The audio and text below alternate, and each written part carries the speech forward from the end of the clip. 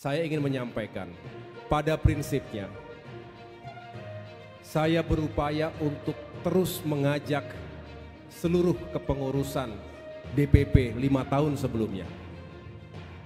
Tentunya ada beberapa dengan posisi-posisi yang berbeda, tetapi prinsipnya kami ingin mengajak. Begitu pula sebagai partai yang ingin terus menambah jaringan dan kekuatan, Demokrat juga ingin membuka ruang seluas-luasnya bagi kader-kader baru, bagi tokoh-tokoh yang juga memiliki semangat perjuangan yang sama dengan Partai Demokrat. Kepengurusan ini juga akan menjadi melting pot antara senior, para pendiri, para pejuang partai yang telah berkiprah selama 20 tahun di Partai Demokrat, dan juga ada kader-kader muda, kader-kader baru dengan energi dan kreativitas yang kita harapkan bisa menambah nilai perjuangan kita. Jadi artinya yang kita hadirkan dan kita bentuk dalam DPP ini benar-benar meliputi berbagai elemen, termasuk berbagai profesi, dan yang jelas memenuhi prasyarat 30% diisi oleh perempuan.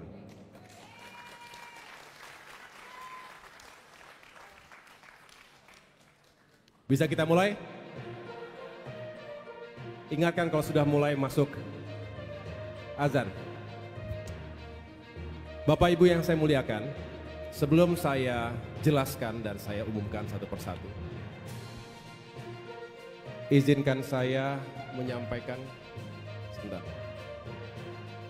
Bisa dari sini nggak?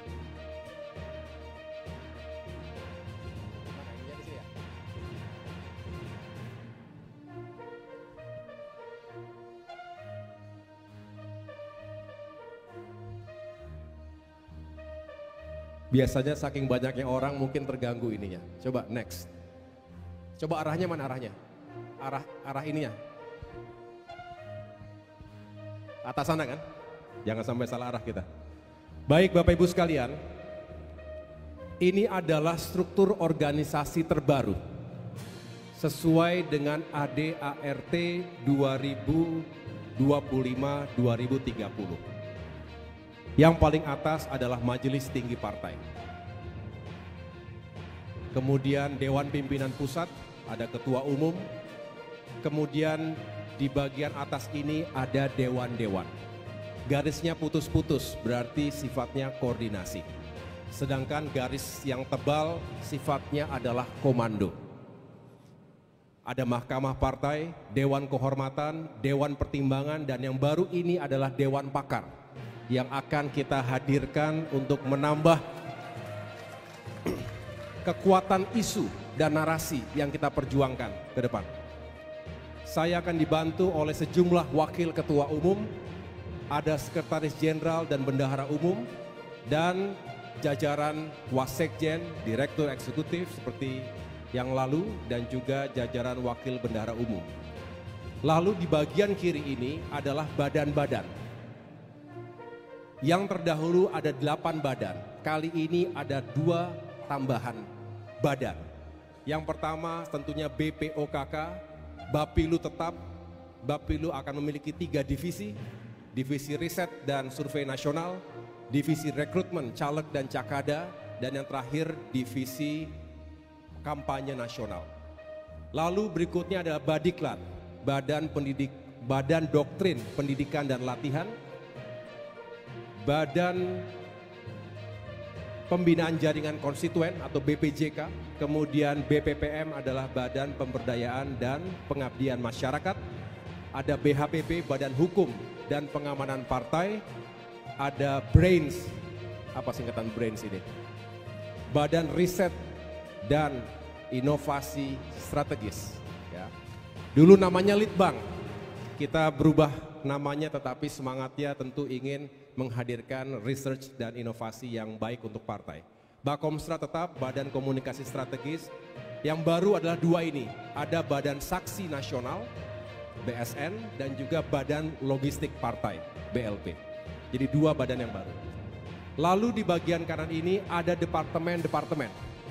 Departemen kalau terdahulu jumlahnya 11, mirroring dengan jumlah komisi di DPR RI.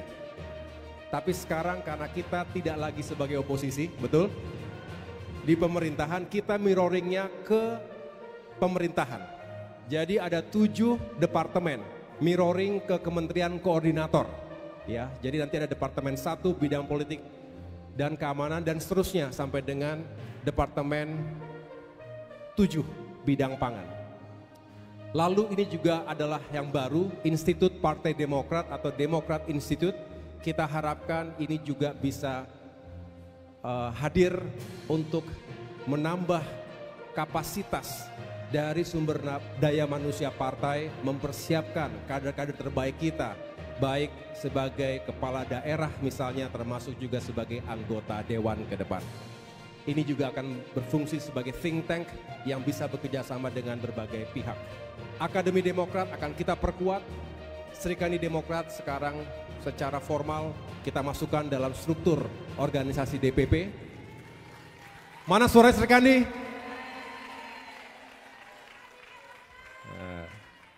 Serikandi itu walaupun puasa tetap suaranya paling kencang. Dan terakhir tentunya organisasi sayap. Sedangkan tentunya garis tegak DPD, DPC, dan DPLN ini tidak berubah. DPLN adalah untuk luar negeri. Jadi kurang lebih Bapak Ibu sekalian, inilah struktur organisasi DPP Partai Demokrat 5 tahun ke depan. Tentunya kalau dalam perjalanannya ada perkembangan atau penambahan, kita sesuaikan dengan kebutuhan dan dinamikanya. Dapat dipahami? Bisa kita lanjut?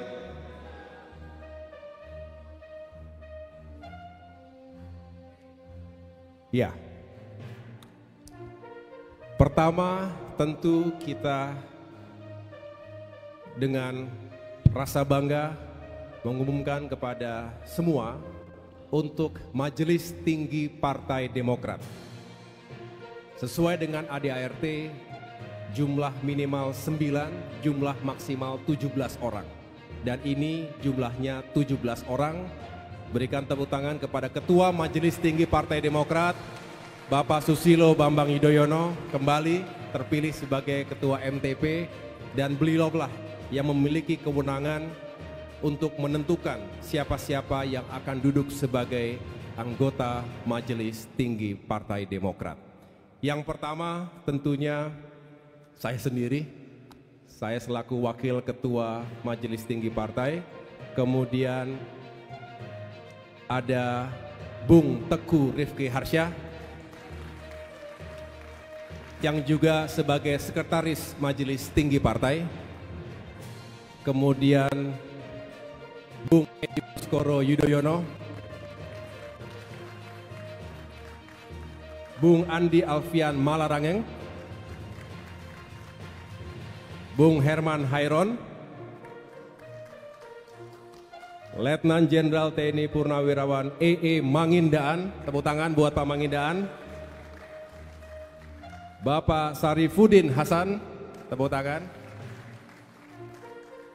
Ini para senior kita. Kalau Pak Mangindaan selain jenderal, beliau juga adalah mantan Menteri Perhubungan, mantan Menteri Pemberdayaan Aparatur Negara, Reformasi Birokrasi.